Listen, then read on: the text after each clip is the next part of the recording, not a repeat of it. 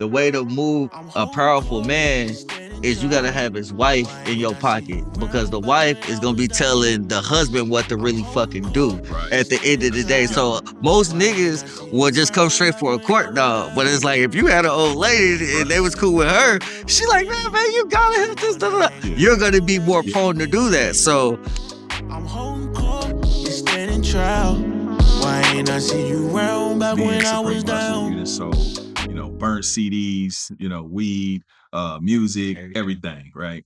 So now, but you on some gangster shit, which I'm super impressed about. You own a Starbucks. yes, sir. Yeah. So what made you like segue into I'm gonna sell coffee and Again, cappuccinos and frappuccinos and shit? again, going where it's narrow and then seeing opportunity, the alignment. So as I was thinking about transitioning from Usher's New Look, I had brokered a partnership and a deal with Starbucks. Nigga had Usher doing Starbucks commercials, had kids going over there getting like internships corporate wise and shit like that.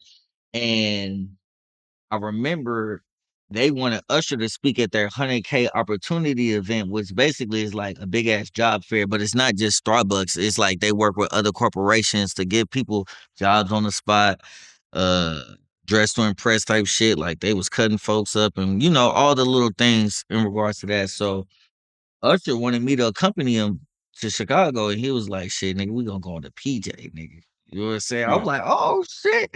And I remember, bro, that shit was funny as hell because, like, I'm so used to being suited and booted, like with them niggas and shit. Like, I came in a suit, and nigga was like, "Nah, nigga, today we not rocking suits." He took me to a boutique as soon as we landed in Chicago. Nigga bought me a whole new outfit, Acne jeans, bought me the Bordeaux 7. So we went. I spoke.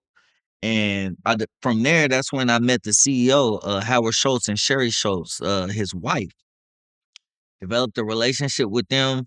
They started hiring. No, they started hiring me to speak at all their fucking events. So I was basically touring with Starbucks for like 2 years without Usher. They paid me $2,500 to come and speak for 10 minutes. You know what I'm saying? And then I get to kick it in whatever city we in.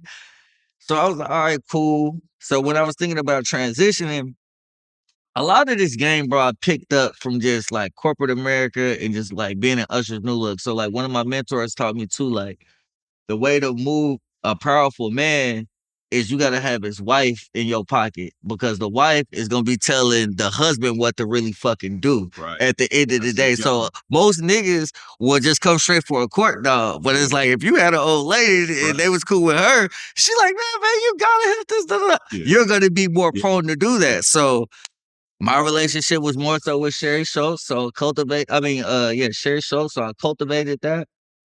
And when I was transitioning from New Look, I told her like, look, you already know what type of man I am.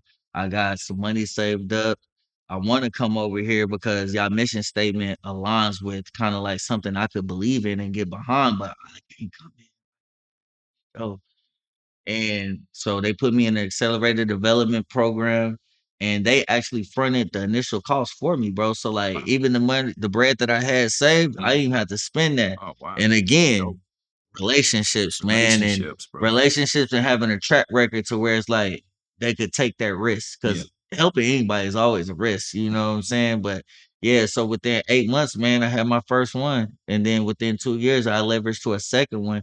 I just sold out the first one because I was tired of dealing with it, but I still got one right now. What's some of the I guess pros and cons of running Starbucks? Okay, so, And so then are you hands on? Are you in there? yeah, I'm Okay. hands on. Okay. But right now, I've taken like a coffee break, so I got somebody in there running it for me right now.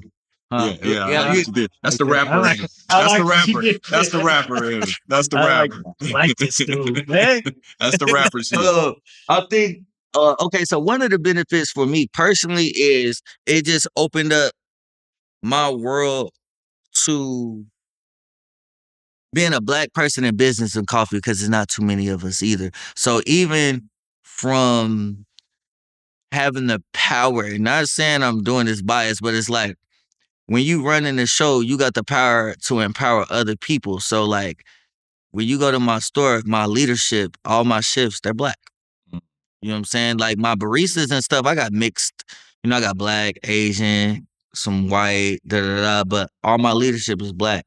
And to me, that's important only because I get to continue to esteem and develop other people like myself and show them opportunities. I've promoted people. I've had people that were in bad bonds that needed a job, and I was the one that could look out for them, and you know what I'm saying, seeing them come up and woo woo. So like that's one of the most gratifying parts about it is just like really being able to instill my own culture.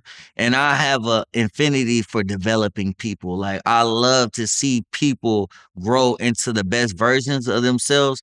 And coaching can go a long way, but also owning your own development. Like I'm big on that. Like I'm gonna provide you with the tools and the support necessary for you to succeed. So you can't use me as an excuse, but are you gonna show up? I believe in you. I'm gonna be your biggest cheerleader the whole way, but make it easy for me to help you. Right. Do what you need to do. Right. And I think the hardest thing about it is work-life balance. That'd be the hardest thing, especially like when you get in there initially, especially like depending upon, unless you got a brand new build, you're inheriting someone else's bullshit. So you gotta do away with all the bad habits. Maybe they wasn't Change the holding people culture. accountable, Yeah, you gotta change which the have a toxic a toxic culture. Maybe the morale was low. It was the leader running the store was the store running the leader. So you come in, bring your own people, you set the expectations, you provide the tools, and you just pour into people, man. You know what I'm saying? And I've just learned that once you show by example and you show that you're willing to get down and dirty with people and they know that it's coming from a place of empathy as well as expectations when it comes to results, people run through a wall for you, man, because they know I ain't gonna just have you doing some shit just to have you doing some shit. I'm always explaining the what, why. And just because I just feel like no matter what your job is, I'm gonna always come to you like you a business person because this is your business right now. This is what you're using your time to make money, so let's make the best out of it.